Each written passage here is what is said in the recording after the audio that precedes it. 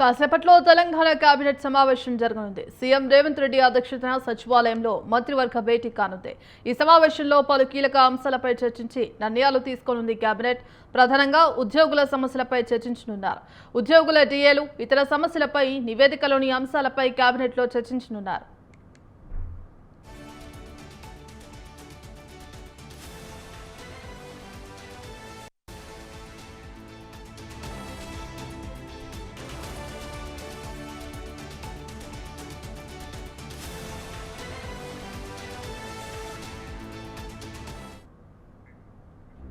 రాజు యువ వికాసంపై చర్చించి కార్యాచరణను కూడా ప్రకటించే అవకాశం ఉంది.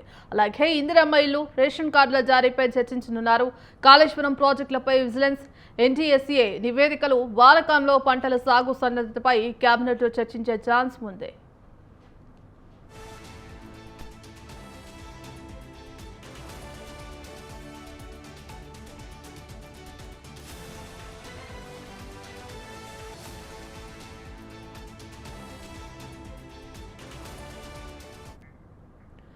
కాసేపట్లో తెలంగాణ కేబినెట్ సమావేశం జరగనుంది. సీఎం రేవంత్ రెడ్డి అధ్యక్షతన సచివాలయంలో మంత్రివర్గం భేటీ కానుంది. ఈ సమావేశంలో పలు కీలక అంశాలపై చర్చించి నిర్ణయాలు తీసుకోనుంది కేబినెట్. ప్రధానంగా ఉద్యోగుల సమస్యలపై చర్చించనున్నారు. ఉద్యోగుల డిఏలు, ఇతర సమస్యలపై నివేదికలోని అంశాలపై కేబినెట్లో చర్చించనున్నారు.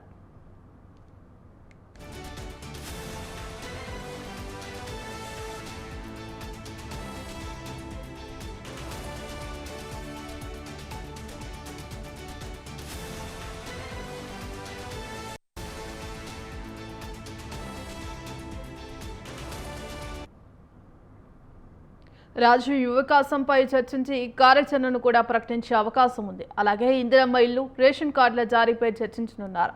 కాళేశ్వరం ప్రాజెక్టులపై విజిలెన్స్, ఎన్టీఎస్ఏ నివేదికలు, వానకాలంలో పంటల సాగు సన్నద్ధతపై కేబినెట్లో చర్చించే ఛాన్స్ ఉంది.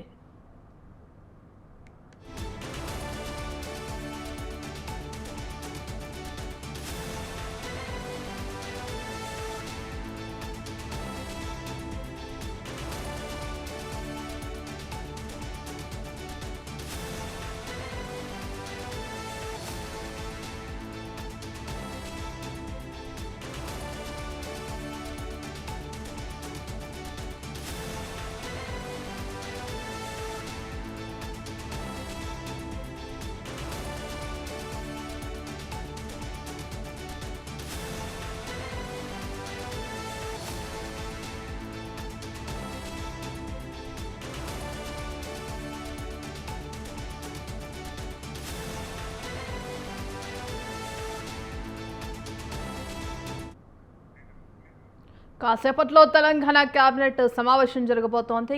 పలు కీలక అంశాలపై కూడా కేబినెట్ సమావేశంలో చర్చించే అవకాశం ఉంది. ప్రధానంగా ఉద్యోగుల సమస్యలు, ఉద్యోగుల డిఏలు, ఇతర సమస్యలపై నివేదికలోని అంశాలపై చర్చించినట్టు తెలుస్తోంది. ఇందుకు సంబంధించి కంప్లీట్ అప్డేట్స్ మా కరెస్పాండెంట్ సవీన్ అందిస్తారు. సవీన్, మధ్యాహ్నం 3 గంటలకు తెలంగాణ సీఎం రేవంత్ రెడ్డి అధ్యక్షతన కేబినెట్ సమావేశం జరగబోతోంది. ముఖ్యంగా కాంగ్రెస్ పార్టీ అధికారంలోకి వచ్చి 18 నెలలు పూర్తయింది. 18 నెలల పాలనపై సుదీర్ఘంగా కేబినెట్ సమావేశంలో చర్చించబోతున్నారు. ముఖ్యంగా పథకాల అమలు తీరు ఏ విధంగా ఉంది, ఇప్పటికే కాంగ్రెస్ ప్రభుత్వం ప్రకటించినటువంటి పథకాలు, ఇందిరమ్మ ఇళ్ల పథకం కావచ్చు, రాజు యువ వికాసం కావచ్చు, అదేవిధంగా మహాలక్ష్మి పథకం, ఇతరత్ర పథకాల అమలు తీరు ఏ విధంగా ఉంది అనే దానిపై చర్చించబోతున్నారు. ఇక ఆయా జిల్లాల్లో జిల్లా ఇన్ఛార్జి మంత్రులతో పాటు జిల్లాల నుంచి ప్రాతినిధ్యం మంత్రులు జిల్లాల పర్యటన పూర్తి చేశారు.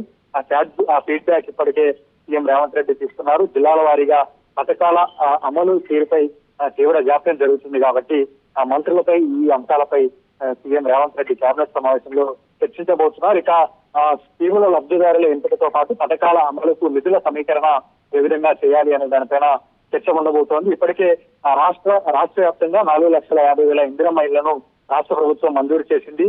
ఇందిరమ్మ ఇళ్ల నిర్మాణానికి 22,500 కోట్ల రూపాయలను రాష్ట్ర ప్రభుత్వం కేటాయించింది. ఇక ఇప్పటి వరకు కేవలం 84 కోట్ల రూపాయలు మాత్రమే లబ్ధిదారులకు చెల్లింపులు చేశారు. ఇక మిగిలిన చెల్లింపులు ఎప్పుడు చేయాలి, ఏ విధంగా ఇందిరమ్మ ఇళ్ల నిర్మాణాన్ని స్పీడప్ చేయాలి అనే దానిపైన కేబినెట్ లో చర్చించబోతున్నారు. ఇందిరమ్మ ఇళ్ల అంశం అనేది గ్రామ స్థాయిలో ప్రభుత్వానికి కీలకంగా మారింది కాబట్టి ఇందిరమ్మ ఇళ్ల లబ్ధిదారుల ఎంపికతో పాటు ఇందిరమ్మ ఇళ్ల నిర్మాణం స్పీడప్ చేసే విధంగా కేబినెట్ లో చర్చించబోతున్నారు. ఇక రాజీవ్ యువ వికాసానికి సంబంధించి రాష్ట్ర వ్యాప్తంగా ప్రభుత్వం దరఖాస్తులను సేకరించింది. ఇప్పటికే 17 లక్షల దరఖాస్తులు వచ్చాయి.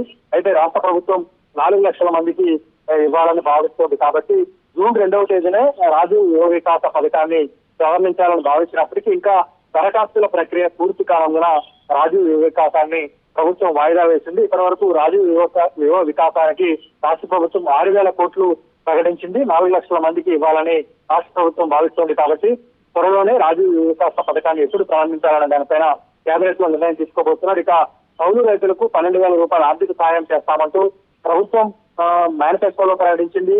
దాన్ని అమలు చేస్తామంటూ గత బడ్జెట్ లో పెట్టింది. కాబట్టి దీన్ని ఎప్పటి నుంచి అమలు చేయాలి. ఇక రైతు భరోసా కూడా పెండింగ్ లో ఉంది. కాబట్టి రైతు భరోసా అనేది రాష్ట్ర ప్రభుత్వానికి కీలకంగా మారింది. మరోవైపు వర్షాకాలం సీజన్ ప్రారంభమవుతుంది. కాబట్టి రైతు భరోసా ఎప్పుడు రైతుల ఖాతాలో జమ చేయాలనే దానిపైన ఆ రాష్ట్ర కేబినెట్ లో చర్చించబోతున్నారు. ఇక తాజా రాజకీయ పరిణామాలపై రాష్ట్ర కేబినెట్ లో చర్చించబోతున్నారు. ఇక గత ప్రభుత్వంపై కాంగ్రెస్ పార్టీ అధికారంలోకి వచ్చిన తర్వాత కాంగ్రెస్ ప్రభుత్వం విచారణ కమిషన్లను ఏర్పాటు చేసింది.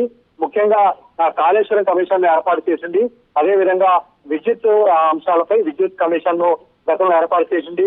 ఇక ఎన్డీఎస్ఏ రిపోర్ట్ ఇచ్చింది. 31 మంది అధికారులపై శాఖాపరమైన చర్యలు తీసుకోవాలంటూ విజిలెన్స్ రిపోర్ట్ ఇప్పటికే రాష్ట్ర ప్రభుత్వానికి వచ్చింది. కాబట్టి ఈ విచారణకు సంబంధించి కమిషన్లు ఏర్పాటు విచారణకు సంబంధించి కూడా కేబినెట్ లో చర్చించబోతున్నారు. ఇక స్థానిక సంస్థల ఎన్నికలపై కూడా రాష్ట్ర కేబినెట్ లో చర్చ జరిగే అవకాశం ఉంది. ఇప్పటికే స్థానిక సంస్థలు గత ఫిబ్రవరిలో నిర్వహించాల్సి ఉండగా రాష్ట్ర ప్రభుత్వం వాయిదా వేస్తూ వచ్చింది. స్పెషల్ ఆఫీసర్ల పరిపాలనలో స్థానిక సంస్థలు నడుస్తూ ఉన్నాయి. కాబట్టి స్థానిక సంస్థల ఎన్నికలు ఎప్పుడు నిర్వహించాలి? ఎందుకంటే కేంద్ర ప్రభుత్వం నుంచి వచ్చే ఆర్థిక సంఘ నిధులు కూడా పెండింగ్ లో ఉన్నాయి.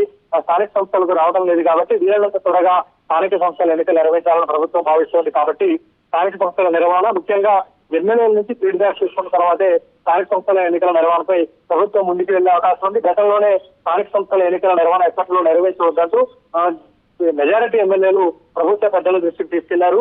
గ్రామ స్థాయిలో పూర్తి స్థాయిలో పథకాలు అమలు చేసిన తర్వాత గ్రామ స్థాయిలో ప్రజలకు ఇచ్చినటువంటి హామీలతో పాటు సీసీ రోడ్ల నిర్మాణం, గ్రామ స్థాయిలో అభివృద్ధి వేగవంతమైన తర్వాతనే స్థానిక ఎన్నికలు నిర్వహిస్తే పార్టీకి మేలు జరుగుతుందంటూ గతంలో ప్రభుత్వ పెద్దల దృష్టికి తీసుకెళ్లిన నేపథ్యంలో ఇప్పుడు స్థానిక సంస్థల ఎన్నికలు ఎప్పుడు నిర్వహిస్తారనేది ఈ కేబినెట్ లో ఒక స్పష్టత వచ్చే అవకాశం మాత్రం కనపడుతుంది. ఇక ప్రధానంగా రైతులు, యువత, ఇతర వర్గాలపై కేబినెట్ చర్చ ఉండబోతుంది. ఇక ఉద్యోగుల అంశం ఇప్పటికే ముఖ్యమంత్రి రేవంత్ రెడ్డి కూడా ఉద్యోగులతో ఒక దఫా భేటీ అయ్యారు.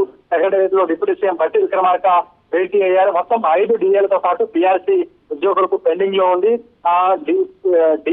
ఒక డిఏ ఈ కేబినెట్ లో ప్రవేశించాలని చర్చ జరుగుతుంది. ఇక పిఆర్సీ అంశంపై కూడా ప్రభుత్వం స్పష్టత ఇచ్చే అవకాశం ఉంది. కాబట్టి ఉద్యోగుల అంశంపై ప్రభుత్వం ఏ విధమైన నిర్ణయం తీసుకుంటుంది, మరోసారి కాలయాపన చేస్తుందా, లేకపోతే ఉద్యోగుల విషయంలో కొంత ఉద్యోగులకు ఊరట కలిగించే ఆ విషయంపై ఏమన్నా ప్రభుత్వం నిర్ణయం తీసుకుంటుందా అనే అంశంపై కూడా చర్చ జరగబోతోంది. మొత్తం మీద అయితే 18 నెలల కాంగ్రెస్ పాలనతో పాటు తాజా రాజకీయ పరిణామాలు, ప్రభుత్వ పథకాల అమలు తీరుపై ఈ కేబినెట్ లో సుదీర్ఘంగా చర్చ జరిగే అవకాశం కనపడుతోంది. Right, thank you సవిన్.